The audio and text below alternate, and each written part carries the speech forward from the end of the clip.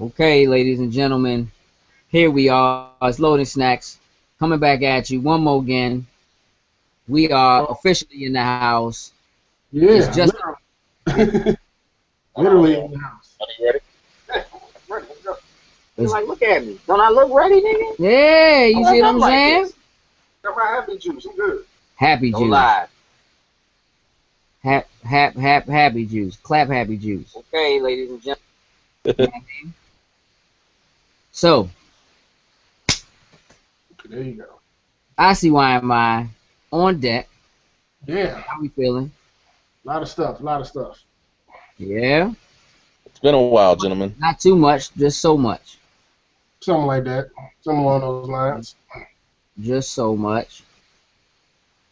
So we throw up a little lower third so y'all can keep track of who I am. Want y'all to know who I is. Nobody needs to know who Cooper is. Nah, Let me fix that. Coop don't care. Like, they know me. I ain't got to throw it out there. They know who I am. Yeah, I'm cool. Know me. I do what I do. Hashtag Coop lost. Y'all know who I am. Coop Laws in the building. Representing. Also, So, Count 2015. ladies Not rocking and with gentlemen, it is a somber 6/5/15. We are coming to you live with some news, just in case you missed it over the last week or so. As we do like to do. Yeah. So to kind of kick things off, Okay. tell the good folks about your homie James Wan of the Fast and Furious fame. Yeah, if y'all haven't heard, James Wan, the director of Furious 7, congrats to him on that, has also picked up to direct the Aquaman film and also the Robotech film, which is a huge gift for him, so congratulations for that. Yeah. And, And let me say that could be Robotech Films. very, very good, because we know they are doing a franchise and, trying to build up the Robotech saga and all that kind of stuff, so that is a big win for Senor James Wan. Yeah. What do you think in terms of him bringing, the kind of those in real talk, those three movies Are very different. so different. Yes, very, Yeah. very. I mean, in terms of genre and style. I mean, you have a street racing, car chasing, kind of a Ocean's 11, 12, 13 kind of vibe in one film, and you're jumping to big. In that now, I don't know if the Robotech is going to be live action or not. I don't think they've stated one way or another. But giant robots, almost transformer like. Which I mean, Fast and Furious got some big kind of moments. You know what I'm saying, or what have you. Definitely. To some more mystical superhero, Aquaman, under the sea kind of, Right. you know what I'm saying, vibe to it. So I think he's an interesting choice. I think that's a lot to be said as far as their belief in his ability. Yeah. Um, I think it's a good choice too. I mean, because just look at I mean, he's done action films that haven't disappointed anybody. And we know that these movies are going to be straight action. So that part is definitely going to be down packed. yeah, I know. Do you guys know what other films he's done besides I, Furious 7? I think he's done one of the Conjurings, if not one and two. Okay. I do believe those are in his bag, so he has a horror element there as well. Yeah. Besides that, I can honestly say I'm not as familiar as I should be, but now that he's touching my franchise, he's actually touching two of my franchises now with Fast and Robotech, so I plan and visit his films of work. If I'm not mistaken, he did the original Saws, like Saw That's 1, 2, and 3. That's what it was. Okay, yeah. I mean, you might be right, cool, but you. No, he's right, because that's the other one I did saw I couldn't think of. It was The Conjuring. It was the early songs he did. Yeah. But even that's still a little bit. I mean, they're films with thrills, but they're more horror based. We're looking. An interesting choice for it. I think they may be making that jump from something like Saw to something like Fast has shown his diversity and his ability. You're dealing with big budget, Right. big special effects and all that kind of stuff, and it's. I think he's up for the challenge. I think he's definitely up for the challenge. Dig it. I think he can pull it off. So what's up next on the docket, man? What else did people maybe miss this week while we were You know what? away? I know Coop is happy about this one. What happened in Mortal Kombat this week, Coop? Oh, we got another sister in the game. Mm-hmm. Say a sister? Tanya. She's I believe so. If I'm not mistaken. I don't know, dog. Whatever she is, whatever she is, she's Yeah, she do. It's some pictures she don't. It's weird. But take it. You know what I'm saying? But take it and run with it if it makes you feel better. You know what I'm saying? So it's gonna be Tanya and Jackie. That's your squad right now. Oh, that squad. Tanya, I'm still working on right now. She's still a little difficult to control, but yeah, I'm working on that one. Working on that one. How do you like it so far? I had a chance to play through it with Tanya. I played through the the regular Tower story, got her ending and all that. I know Lo, you had a chance to play with her a little bit. I only played with one version of her. I can't think of the name of it. Whichever one allows you to have the bow staff, because that's my favorite weapon of all time. It's the bow staff. Shout out to my homie Donnie, rocking the purple. R.I.P. But I went through her standard one, whatever that one is in the center. Yeah, I did that one. Yeah, I mean, I like her. I'm be honest with you. I think her second fatality might be the best fatality in the game. I don't know why. I just really dig it. I wasn't able to pull it off because my joystick is broken. But you say that almost like somebody else broke it. No. That's all me. I'm just able to pull it off. Somebody broke it. Yeah, nah, I bang with her. I mean, look, I like the way MK is set up. I would tell you that I like Tanya. She ain't messing with Jason. Interesting. Jason is still the illest, most OP character in that game. We'll see what happens when Predator drops. But right now, just that resurrection alone, dog. Yeah, that is Jack Killer. Yeah. But straight up, she is Jack Problem from what I got to pull off with her. She has huge problem potential in the right hands. I like her finishers and her brutalities better than Jason's, I will say. So there's that. Yeah, one day by accident yesterday caught me off guard, but it was really good actually. What a brutality. Yeah. That's how easy they are too. You can do them by accident. I mean, I'm pretty sure we all have done brutalities by accident. Nope. I just put them at, and I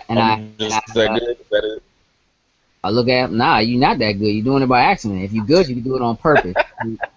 Relax for a second. All mine so far have been straight up on accident. So it just be a great way to end the match. It just happens. I'm like, holy shit. Yeah. See that? Yeah. So I could dig. See, I always plan mine though. I start a match and I look at the fatalities and the brutalities and I go, okay, this is the brutality I'm doing at the end of this match, and that's how I do it. Okay. Sweet. So now, in some more business-related type news, let's talk about GameStop for a second. So GameStop made an acquisition this week, and they kind of sneak attacked because they pulled the rug right from under Hot Topic. So GameStop made a purchase of ThinkGeek, and what's crazy about it is ThinkGeek had announced like last week that they were basically working a deal with Hot Topic, and Hot Topic had agreed to purchase ThinkGeek for like 122 million. Then GameStop swooped in at the beginning of this week and said, well, we're willing to buy you for 140. So they basically terminated the contract that they had with Hot Topic and went with GameStop, which, I mean, money talks, but I don't know. I think that's kind of cruddy. I certainly think that ThinkGeek, right now, my feeling on this, ThinkGeek would have been better served by Hot Topic in terms of the kind of stuff that Hot Topic sells in store and keep on their website. I feel like it fits a little better with what ThinkGeek is traditionally and generally. Not that GameStop can't do it at all, but I recognize that GameStop has to do something because this selling games in boxes business is going to be a problem. So that they needed the acquisition more than Hot Topic did. I mean, I think Hot Topic's doing okay without it, but that thing, that's the sneak attack from nowhere right there. You ain't lying. Yeah. That literally came out of left field. Yeah, I mean, real talk. Like, I was prepared to come to the table and be like, oh, yeah, in case you missed it, hot Hot topic. topic. You know what I'm saying? Like, hot deep, Right. think topics, you know what I'm saying, or whatever. Nope. Nah, not at all, man. So, I mean, I don't know. Have y'all ever shopped? I have shopped Think Geek in the past. I like a lot of the stuff they have. Have y'all ever shopped Think Geek? Yeah. Yeah, I'm always on the website. They have so much cool, fun little stuff on there. You wouldn't think you want it or need it till you're on the site and you're seeing all that stuff. So, Oh, there's nothing. Well, I won't say nothing, but the majority of what's there is not. It's not something you need. But boy, do you want some of that stuff they got on there, bro. yeah, so I'm always there visiting, looking at all kind of stuff. Got some stuff I want to purchase coming down the line. Some of them cards I want, some of them with the Dark Legacy cards that they got on My man. there. So, Yeah, I yeah. think I'm gonna be right behind you on that. Yes. Right behind you on that. So yeah, I mean, I think it's a strong acquisition for GameStop. I think it's a good way for them to kind of start kind of moving into the realm of grabbing consumers that are different from the kind of consumers they normally have. You know, I think they need to get into that market of being able to be niche and handle some of those more niche, more geek kind of things. So Right. I think it's a good acquisition for them, no doubt. Right. Right. So Bethesda, they you missed it, dropped the bomb on us this week. baby. You dropped the bomb on like a literal bomb. John Light, yeah, Lip- John Light, literal. Like, we've known it was coming for a long time now, and it's officially been revealed right before E3, which is Fallout 4. It is coming. They have the trailer up, and now you can find anywhere and everywhere to go look at. Yeah. Uh, I watched the trailer like 15 times in a row. I was watching on their Twitch channel. mhm. They just ran it over and over and over again. I just kept watching it. I was looking for little minute details and things and stuff, and picking up that it's in Boston, and yeah, Right. looks interesting. I'm noticing this kind of vibe of being able to see how things were pre-apocalypse and then how things are after apocalypse. That looks like it's something that you're going to visit. It almost reminds me of BioShock a little bit, and kind of being able to see, oh, when you go into this area, you got the dog and everything, and maybe the dog can kind of pick up things. Maybe you're following certain people or something. It looks like it's going to be a little bit of a different twist on it compared to what we've seen, but I think it's something that we need. So I'm just real interested in getting the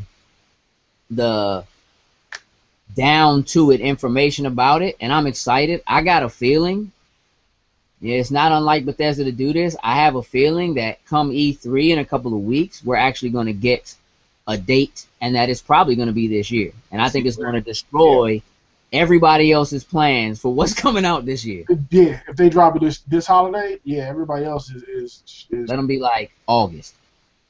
It's going to be a problem. It's gonna be a And mess. I wouldn't be surprised. I mean, the last time they did that, when they announced Fallout 3 at E3, it came out the same year. We don't see that a lot at E3. Usually, whatever you see at E3, especially if it's the first time you're hearing about it, you don't see it for like 2 years. At least not until the following year. Right. So, yeah, I'm excited about that. I'm excited. I'm with you 150% when it comes to that Fallout. Yeah, I can't wait to get my hands on that back. Coop don't care, man. Coop don't play role playing games, man. But listen, Coop, you like games where you shoot stuff, right? Of course. Man, I'm you not saying I wouldn't play Fallout. I'm just saying, your average role-playing game isn't for me. you're not smart enough. Hey, you ain't Role smart. playing games for smart people. Nah, I'm playing. Listen. Nah, I really do think you would dig Fallout. Like I think if you get a chance, man, go back, play the last Fallout, or play at least Fallout New Vegas. They're very different from they're along the lines of a Skyrim, but that without the fantasy element. So if the fantasy elements, which I know doesn't work for a lot of people, if that doesn't do anything for you, this being the last one was set in DC. Yeah. So, you were down in the metro, and you could it was crazy. Go to the monument on the mall and everything like that thing. And you're basically getting new guns and change. It's dope, man. You should really check it out. I think you'll like it. And I've never steered you wrong before, so you should just take my word for it and do it. Just go ahead and do it. Do what I say. It's I been mean, it's kind of like believe me when I say it's gonna be a lot of Spider-Mans at Austin. I knew that was coming. Way more than Batman. Just saying. Ah. Kind of like that. Anyway, so what's next on the docket? What we got going on there? So let's talk about your boy The Rock real quick. Dwayne The Rock Johnson, right now, killing it. #1 movie, right? With San Andreas. San Andreas. San Andreas. Which I'm gonna be real. I had no intentions of seeing, and now I feel like I have to see it. You know me, I'm still planning on seeing. I might try to catch it this weekend. But I know we was busy with the opening weekend with Awesome Con, so I might try to get out there. I'm gonna try to get out there and catch it this weekend, tomorrow morning or Sunday morning. Yeah, no doubt. Definitely.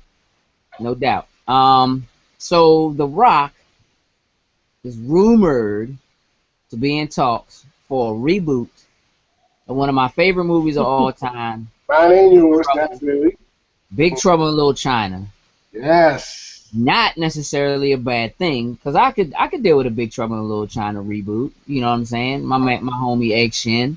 You know what I'm saying? Mr. Button. Mr. Button. I'm down. You know what I'm saying? Coop, tell me you've seen Big Trouble in Little China, Coop. Tell me you've seen Big Trouble in Little China, Coop. It's on my list. Oh my god! Oh my god! Coop, These young dudes, man. tonight when we get off and you finish washing the dishes and cooking your wife dinner, y'all are gonna watch Big Trouble in Little China together. Will do. It is on the Will plan. do. She gonna say, you done with the dishes? He gonna be like, yes, ma'am. Clean it up. He'll be like, yes, ma'am. And then she's gonna be like, now get in the bed, go to sleep. Wait, what? Put Eve in the bed and go to sleep too. Nah. Cool. Seriously, you need to see Big Trouble in Little China. It's an absolute classic. It's one of everybody I know of our age, like one of our favorite movies of all flipping time.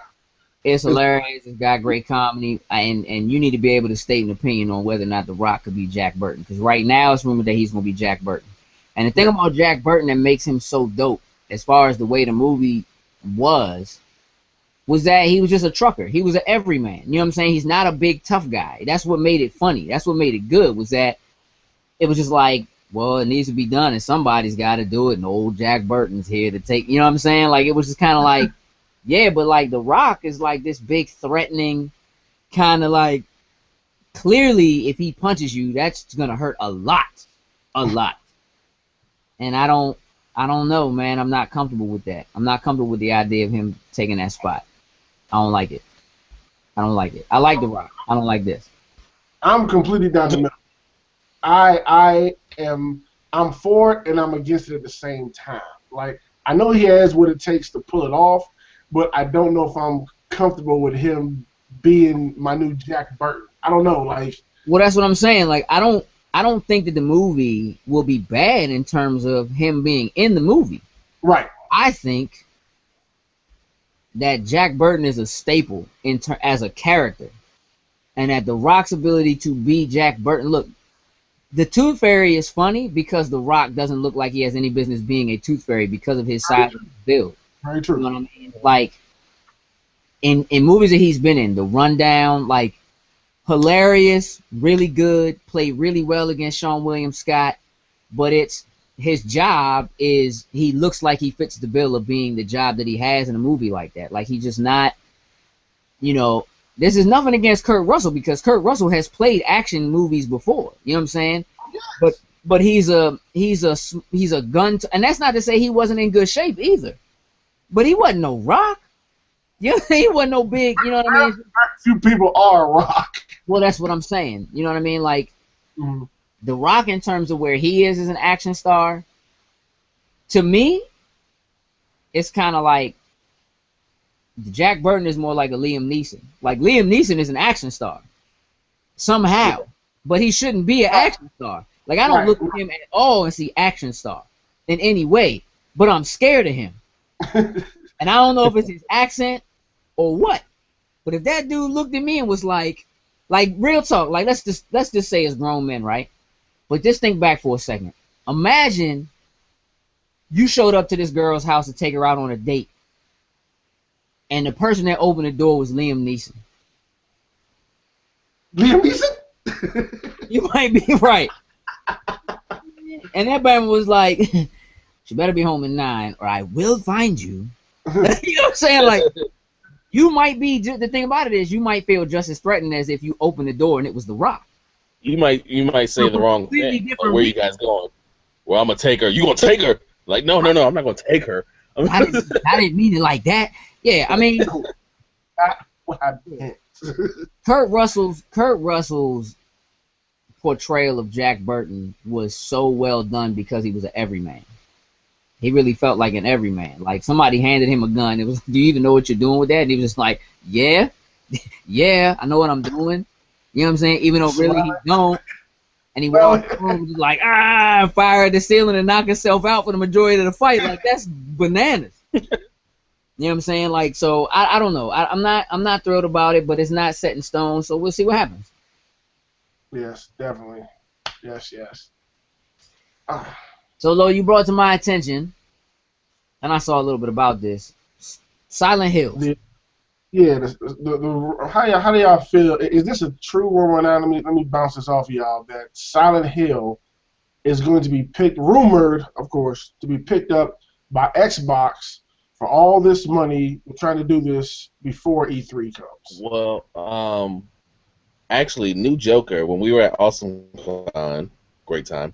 When we were at AwesomeCon, new Joker showed me that post. He said that Microsoft was supposed to be picking it up, and then the very next day, our second day, he came to me again. He was like, "Nah, they just said it was a rumor, but the possibilities of that is still, could still happen though, because it's not like it's just not like it couldn't happen." So here's where I am on it. I've heard everything from the game is not in production to the game is like 80% complete. Mm-hmm. The thing about this particular game is the issue is what's happening with Konami and Kojima. And Kojima being Hideo Kojima, Metal Gear Solid 5 Mastermind, Metal Gear Solid Mastermind, and Konami are apparently not seeing eye to eye on some things, and they're parting ways. I mean, it's already known that they're parting ways. Okay, so Konami canceled the game, removed the PT playable teaser from the PS4, and I think that's where the rumor really started. Was why people were, look, even if the game is not coming out, why pull down the playable teaser? Just let people download it for free and play it. Even if all you did was do an update and remove the little ending that shows, like, oh yeah, this game Silent Hills is coming out, whatever, with Norman Reedus. So I think the speculation really started with, what was the point in them pulling it down from the PlayStation Store? And I think people began to speculate, well, maybe Microsoft is making a move to try to get it so that they'll have it for themselves. Now, it sounds like something Microsoft might be trying to do because they might want to grab some additional third-party standalone, like you can get it here but you can't get it there, type. Yeah. But I have a very hard time believing that this game is anywhere near done. And I say that because if Kojima has been spending the last however many years trying to get Metal Gear Solid 5, The Phantom Pain done, finished, and off the ground, right? How is it possible that he's been doing enough work on this with Guillermo del Toro to get the game anywhere near that complete? You know what I'm saying? And get Norman Reedus in it and all that. Now, I could see Microsoft saying, well, look, we'll put the money behind it. We'll try to make it happen. The issue is that Silent Hill still belongs, as a title, still belongs to Konami. And the creative director is supposed to be Kojima. Now, I would not be surprised if Microsoft is working to get Kojima to move him to a Microsoft studio and hire him and maybe do something similar or something along the lines, or something like the way you have a Mighty Number 9 that looks like Mega Man but isn't Mega Man, but is made by Inafune, who created Mega Man, but Capcom and him fell out and whatever. Like, I can see that. But I don't see this particular game actually being something that Microsoft reaches out and grabs because, one, I think that would be bad press, and I'm gonna tell you why. As many people might really want to play that game, as big as a deal, and it might have been something that was coming to Microsoft anyway. Might have been just because they released a teaser on Sony. It was never said it was going to exclusive or anything like that. Mm-hmm. So it certainly could have been something that was going to come that way anyway. But think about how angry people were when Tomb Raider got announced as an exclusive, whether it's a timed exclusive or not, was announced as an exclusive for Microsoft. People were pissed, right? Unfairly so. Why do I say unfairly? Because nobody was pissed when Capcom came out and announced that Street Fighter V was going exclusively to the PlayStation. So that's some fanboyness, but it is what it is, right? So Microsoft's in a position where they want to try to win back some of the fans that they lost from the 360 to the PS4. This is not a good way to do it, I don't think. Now, if they resurrect it and say, well, look, we're going to buy the franchise from them, we're going to give it to Mojang Studios and find something else for them to do besides Minecraft, and we're going to distribute it everywhere or something, maybe. But this doesn't sound like a good or a smart move, in my opinion, for Microsoft. It doesn't sound like to me like it's worth whatever money they're talking about spending to try to make it happen, because I don't necessarily believe it will be. But I would also say this.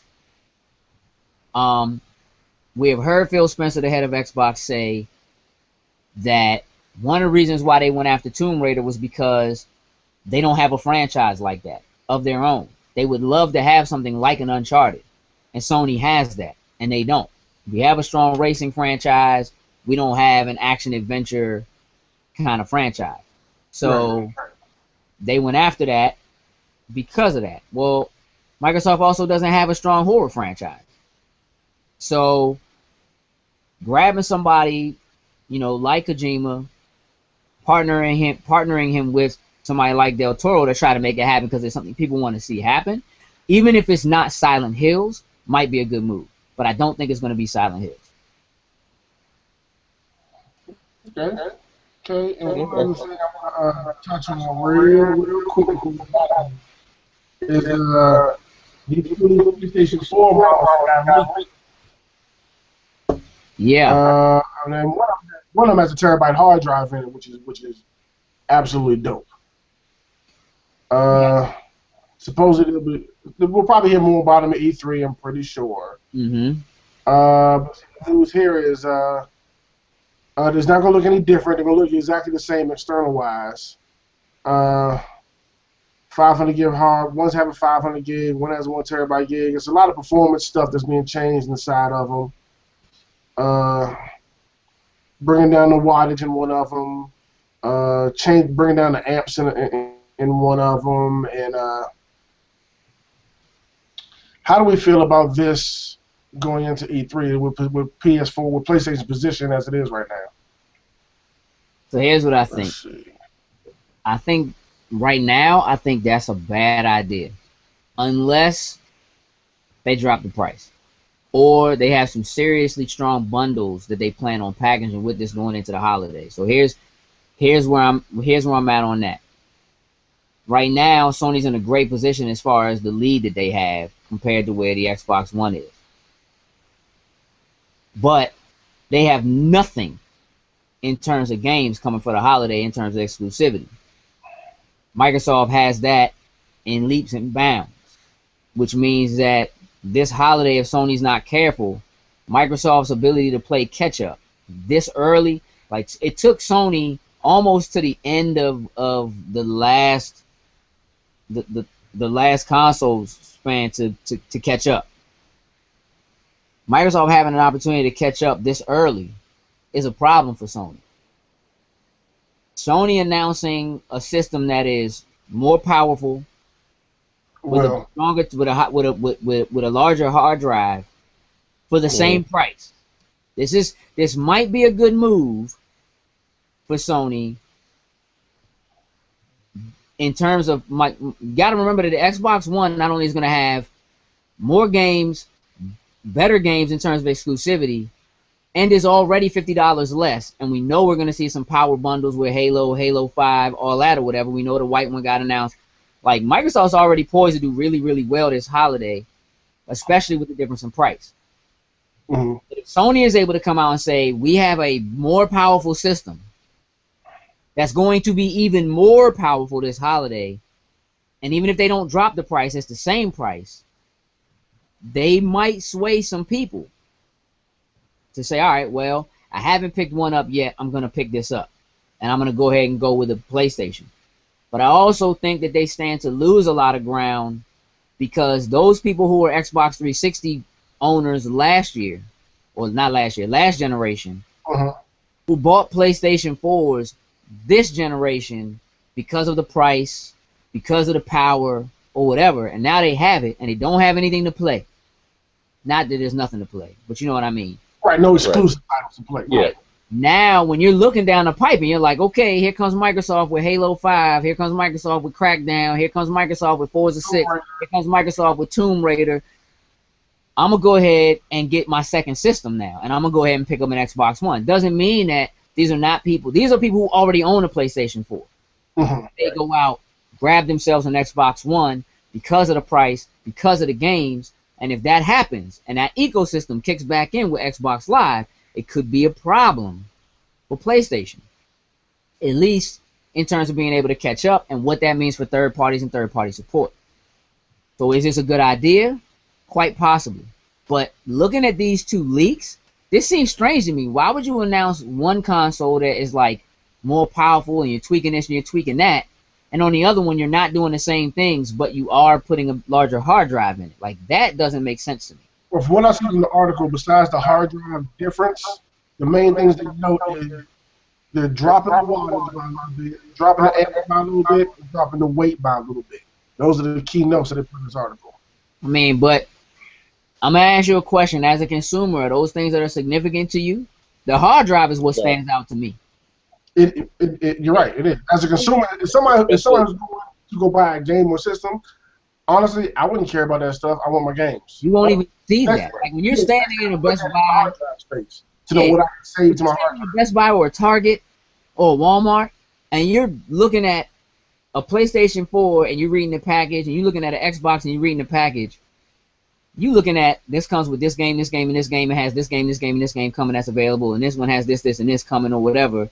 You're not looking at, oh, we have less wattage. I can save more energy if I get this system in my house. Not even. Like, and that's all. I'm gonna be real. That's already been an issue for Microsoft. Like, that's come up, but not to the main consumer. Like, they don't care about that. Like, Microsoft has already done things. Where we are now. Update. What do you say, Coop? Especially where we are now with the new systems. Most of us, pretty much all of us, has already purchased a external hard drive, or need to, at least. So that's the main thing we'll be looking at too. So. Right. So look, I wouldn't be surprised if Microsoft says they've already put out a terabyte system. So if you think it's not going to be a terabyte system released with Halo 5, you're tripping. They released a terabyte with Call of Duty last year. It's gonna be a terabyte in the Halo 5 bundle. Terabytes gonna be standard soon. When they drop a slim version, they all gonna be with terabytes or something. See, the difference with Microsoft is, and this is the big thing. The difference with Microsoft and the Xbox is that you need an external drive. You can't do anything to the internal. But a PlayStation 4 is like, why even bother changing it and putting in a 1 terabyte, again, unless you keep it the same price, when you could just buy an internal hard drive and swap the hard drive out and make it whatever size you want. I mean, if you do that right away, it's easier. See, the trick is, if you've been playing on your PlayStation 4 already and you have all this stuff saved on it, you need an external drive anyway to move all your stuff over to there, so when you put the new one in, you can transfer it back. You can transfer your stuff back over. So if you don't make that move immediately, you kind of have to have an external regardless. So we'll see what happens at E3. I mean, we don't know exactly how true this is or when we can expect to see it. But, you know, do I think it's a good idea? Yeah, I mean, I don't think it'll hurt them. You know what I'm saying? Like, I don't even think this is something that'll make people who already have a PS4 mad, especially if it's the same price, you know? I like the way people was mad when they spent, you know, now that the Xbox One is $150 less, of course you don't get a Kinect. Most people don't want that. I wouldn't trade my Kinect for nothing. I'm lazy. And like I said before, I have joined the ways of your laziness with the Xbox One. Welcome to the dark side, bruh. You a Jedi now. Yeah, yeah, yeah. You feel me? I've joined the ways. Oh, listen. Cool. You got to connect, Yeah, of right? course I do. My man. See? So you know My the Oh son, yeah, right? matter of fact, my you said two-year-old, Jason was yelling at my it at two-year-old knows how to use the Connect. That's what I'm saying. That's tight. That's great. So anyway, I mean, that's where I'm at on it. I think I'm cool with the fact that it got leaked. It doesn't bother me. I think putting two systems out is probably a bad. One of the things that I think Sony did wrong last generation was too many different models, changing things up too quick and doing too much. I mean, the 40 Yeah, gig, the 50 gig, the that was like with the first 2 years. This was like every 3 months it was a new model coming out. slim. It just was too much. Now I wouldn't be surprised. And Microsoft came out and was like, yeah, the Halo joint's gonna be smaller. I might have a heart attack. Um, but yeah, I mean that I'm okay with that.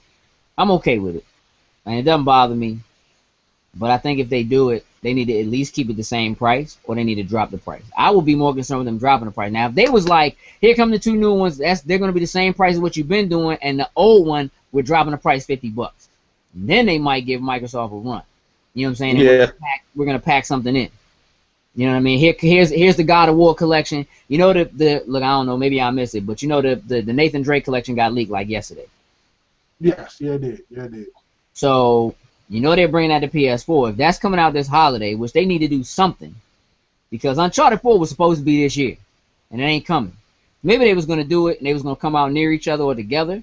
But if they pack that in and give you all three of those in the old box, say, hey, it's $50 off. Here it is with the whole Nathan Drake collection. These are the new ones. They don't have that in it.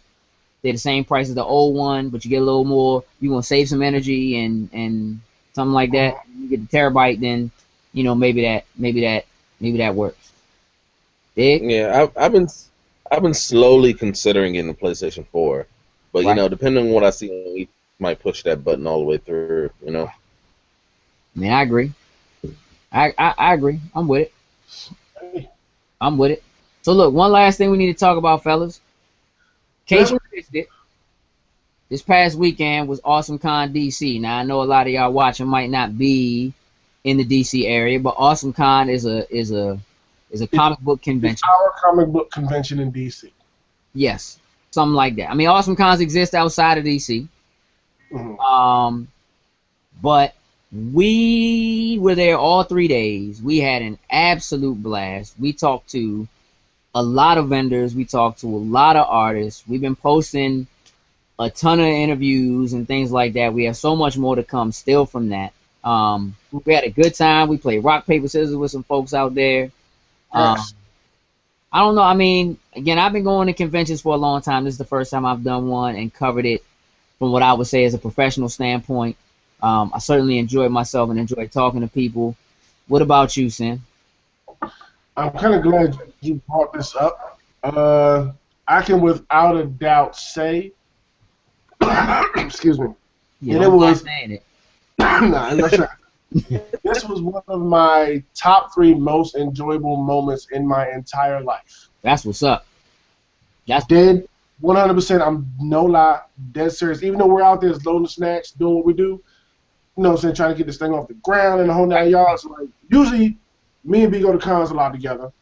Uh, Usually we're there to look at some dope costumes, some dope cosplay, buy some cool stuff, pick up some dope artwork. that's You know it. what I'm saying? That's about the extent of it.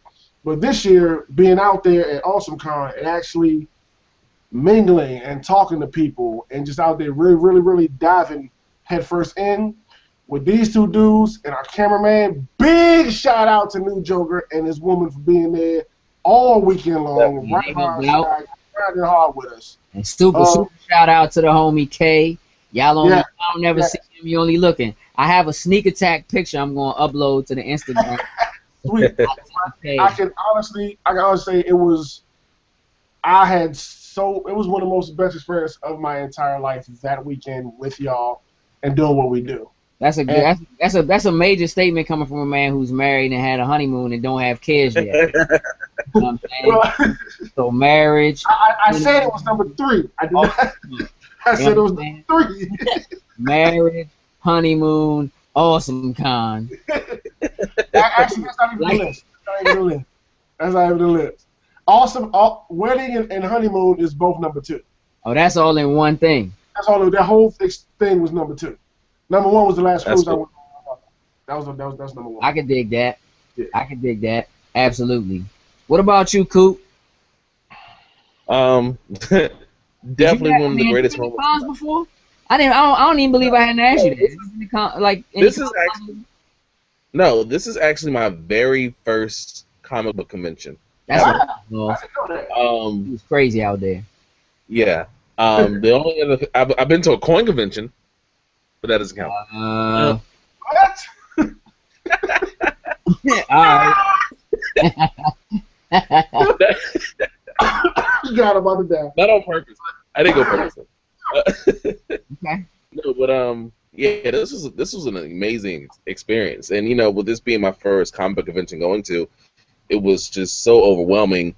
Because I know that you guys have been the way you describe it. You want to buy things, you want to see things, but to actually be in the field, just like Lil said, like it's just like it's an amazing experience to get in there, talk to people, and learn so much in a different perspective. Yeah. So between you guys, Kev, New Joker, it was honestly, I'm not going to give you a number, but one of the greatest experiences of my life. I'm not going to give you like one to it. Yeah, he messing around with the number. He Yeah. get himself in trouble. Man, don't get yourself in trouble, man. Top five. Top 5. You know what I'm gonna say that having been to a number of conventions, I usually do one day, maybe 2. Usually it's me and the family, the kids, what have you. Um, and they did come. You guys know that they came and spent some time with us out of the con. But this was definitely, like, I'll be honest, it was tiring. It was a lot, running around and kind of being there all day long and moving and shaking and talking to people. But the thing is, we were having such a good time that, like, Yeah. it felt good. Like, I thought to myself, man, I'm gonna be so tired after doing all of this all 3 days. And I was, because it wasn't, look, for me and for Kay, at the end of the day, jumping on a train and coming back home and then sitting down and starting to do like the editing process and uploading all the pictures and trying to find people and tag people and things like that. Like, the day certainly went for hours and hours longer than just what the convention was. However, being able to go somewhere like that, and listen, when it gets to the point where at the end of the day, like by the time we got done on Sunday, people were coming to us asking us to come to them. Yeah. That was big. That was big at that And age. that's an amazing feeling, when it's starting to kind of move around and people are starting to see, and you can kind of see it. It's like you want to get to everybody, and you can't. And you're sitting there and you're interviewing one person at this table, and you're looking, and like the people at the table across on the other side behind you, kind of looking like, man, they gonna come, maybe interview, whatever. Like, you would love to. You make them so special. You know what I mean? It's one of those I things caught you where, pick up on that a couple times, B. I caught you pick up on that, and then you swing up to the table and start talking to them. And stuff like that. like, okay, well, look, you want Yeah. to rap with you know what I mean? Like, and it's not out of not wanting to or anything. It's just, again, it being our first time really doing it this way and kind of getting in and talking to people. And I love talking to people. I love talking to people and being with people and finding out what they're about, hearing about their artwork and how they do what they do or how they got into it or why. Whether it's their artwork or, again, if they're a vendor and they're selling something or whatever. Mhm. Shaking hands with people and kind of getting to know people, and especially seeing people over the course of a couple of days and going past people or having them leaving their tables and walking past and seeing us, recognizing us, waving to us, knowing us.